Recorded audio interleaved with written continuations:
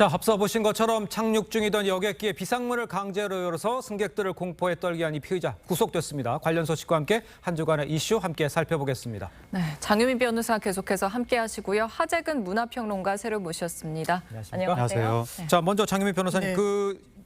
구속영장 발부가 아주 신속하게 된 것 같아요. 그렇습니다. 예. 이 항공보안법 위반 혐의는요. 일단 법정형이 상당히 높습니다. 네. 그렇지만 한 오후쯤에나 영장 발부 여부를 가늠할 수 있지 않았을까 했지만 1시간 만에 굉장히 신속하게 나왔는데 그러니까요. 일단 혐의에 대해서는 일체를 자백했습니다. 부인하기 어려운 부분이 있죠. 아. 근데 보통의 사건에서는 자백을 하면 도주나 증거인멸의 우려가 없다라고 보는데 네. 이 피해자 같은 경우에는 왜 이런 범행에 이르게 됐는지 그 경위를 제대로 설명하지 못한 것 같습니다. 그리고 또 같이 탑승객들한테 다행히 어떤 추가 피해는 있지 않았지만 상당한 피해가 초래될 수 있는 그런 범죄 행위였기 때문에 예. 아마 영장 발부를 신속히 법원이 결정한 것 같습니다. 알겠습니다. 그런데 저희가 사건 초반에 사실 승무원들의 좀 대처가 미흡했던 거 아니냐 이런 논란이 좀 있었죠.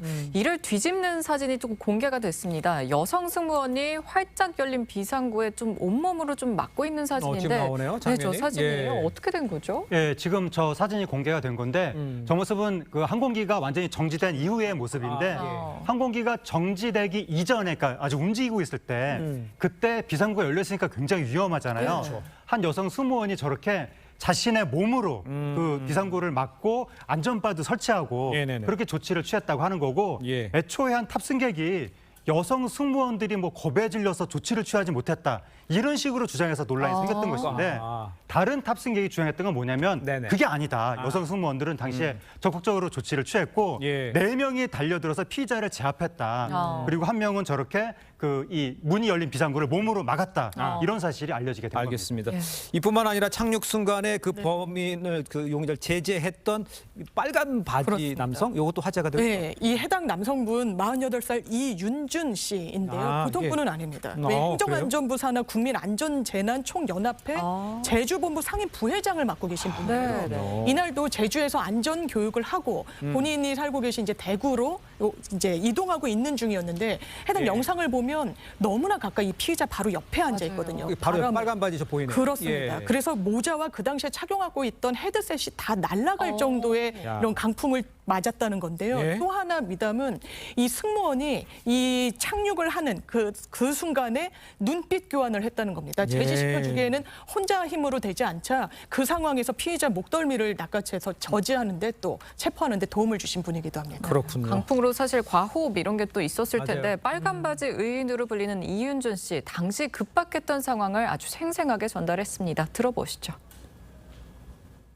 제가 고개를 시선을 승무원 쪽으로 돌리는 순간 네. 승무원이 도와주세요. 그렇게 얘기하신 거예요. 그러니까 그 친구가 그 비상구 쪽으로 매달린 거예요. 그쪽으로 뛰어낼 것처럼 고개를 숙이면서 나가려고 하는 거예요. 예. 제가 그냥 제 왼손으로 잡았어요. 그냥 옷이나 닥치는 대로 목덜미 그쪽 부위거든요. 예. 그래서 그 왼손으로 잡고 당기고 그 승무원 분들이랑 여러 명이서 이렇게 오신 거예요. 그 째려보는 눈빛 그리고 좀씩 웃는 느낌도 있었고 그런 꼬만 그런 거 있잖아요. 왜 세상을 다 포기한 느낌도 지금 생각하면 그런 느낌도 있었어요.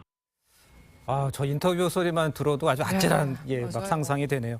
자, 일단 그러면 이제 비상구 앞자리는 이제 판매 안 하기로 한 겁니까? 이제 아시아나항공 측에서 그렇습니까? 이번에 사고가 난 항공기하고 같은 기종의 항공기들은 네. 비상구 앞에 그 자리를 당분간 그러니까 무기한 판매 중단하는 걸로 예. 이렇게 결정을 내렸고 다른 저비용 항공사들도 이 같은 조치를 이미 내렸거나 지금 검토 중에 있습니다. 예, 그렇군요. 정말 아찔한 사고였는데 구속된 피의자 그럼 어떻게 좀 처벌을 받게 되죠? 아마 실형 가능성이 상당히 높아 보이긴 합니다. 항공보안법 위반상 출입문 등을 임의 조작하면 10년 이하의 징역형에 처해질 수 있거든요. 예. 그런데 이런 형사처벌뿐만 아니라 민사적 배상 문제도 났습니다. 아시아나 항공사 측에는 이게 강제 개방을 하면서 상당히 손상이 된 부분, 아마 금전적으로는 수억 원대에 달할 걸로 보이는 부분이 네, 있고요. 네네. 특히나 이 학생들이 구토 증세 등을 호소하면서 병원 치료까지 받았습니다. 네네. 예. 이 부분에 대한 일차적인 배상 책임도 이 피의자가 부담해야 됩니다. 알겠습니다.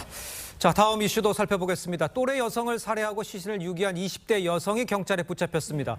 자칫 미궁에 빠질 뻔했는데 택시기사의 발빠른 신고 덕분에 일단 덜미는 잡힌 것 같아요. 예, 부산에서 네. 지난 26일 오후 5시 반쯤에 20대 여성이 또래 여성을 그 여성의 집에서 흉기를 휘둘러서 살해한 사건입니다. 네. 근데 그 다음날 새벽에 이 여성이 시신 일부가 들어있는 여행용 가방, 큰 가방 있잖아요. 네네. 그 가방을 들고 택시를 타고 부산 외곽에 있는 숲으로 가서 유기를 하려고 했던 거예요. 어머. 근데 택시 기사분이 그 모습을 그냥 무심히 지나치지 않고 네. 새벽에 어떤 젊은 여성이 혈흔이 묻은 것처럼 보이는 큰 가방을 들고 숲으로 들어가니까 이상하게 생각해서 바로 경찰에 신고를 한 겁니다. 아. 근데 경찰에 신고해서 보니까 그 가방 안에서 예. 피 묻은 옷까지 하고 피해자의 신분증이 나왔고 네네. 이미 피해자 시신의 일부는 유기를 한 상태였습니다. 그래서 바로 경찰이 긴급 체포를 했습니다. 예. 그런데 좀 의문이 피의자와 피해자는 왜 아르바이트 앱에서 좀 처음 만난 걸로 알려져 있거든요. 네. 근데 왜 첫 만남에서 이런 일이 벌어졌는지. 예, 첫 만남이었고요. 일단 피의자, 그러니까 살인 용의자가 본인이 아르바이트 앱에 내 영어를 가르쳐줄 과외 선생님을 구한다라고 했습니다. 어. 그래서 연락이 온 게 이 피해 여성, 20대 여성이었어요. 예.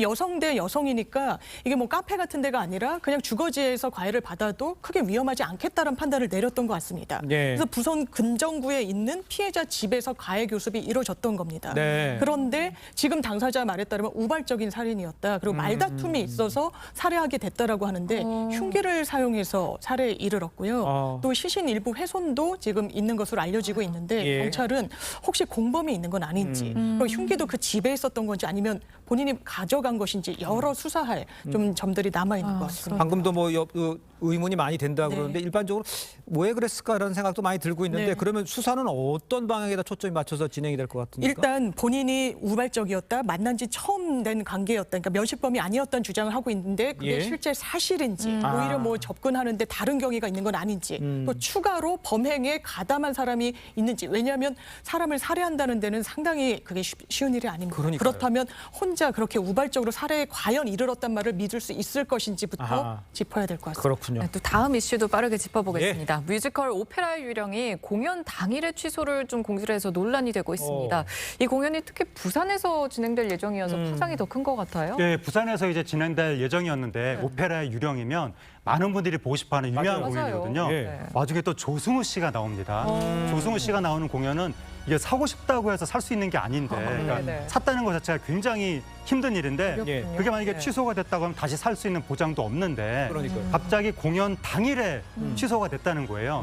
왜냐하면 코로나19 확진자가 나왔다고 합니다. 아. 근데 이제 일단 당일에 취소가 됐는데 이게 또 부산에서 이 연휴를 끼고 있었기 때문에 많은 분들이 단지 공연을 보기 위해서 부산에 숙박업소를 예약했거나 이미 부산에 갔던 분들이 있는 거예요. 예. 갑자기 취소했으니까 그러니까요. 지금 표값만 환불한다고 될 일이 아니다. 숙박업소 그렇네요. 비용은 어떻게 될 것이며 예. 이 시간을 날린 건 어떻게 되는 것이냐라고 하면서 지금 많은 분들이 항의하고 있는 상황입니다. 그렇다면 장윤 변호사님 저런 거 아까 막 숙박 뭐 거기에 가기 위해서 했던 네. 숙박 이런 것들 다 환불받을 수 있어 어떻게 됩니까? 이런 걸 사실 특별 손해라고 하는데요. 예. 예측 가능해야 됩니다. 이 티켓을 구매한 사람이 심지어 먼 타 지역에서 뭐 다른 교통수단을 타고 와서 숙박까지 잡은 사람이다라고는 이 업체 측으로서는 이 제작 기획사로서는 좀 예견하기 어렵다고 볼 수 있는 여지가 높기 때문에요. 예. 티켓값 환불은 당연히 법적으로 부담해야 되지만 네네. 나머지 금액에 대해서는 보상을 아이고. 못 받을 가능성도 있어 보입니다. 그렇군요. 알겠습니다.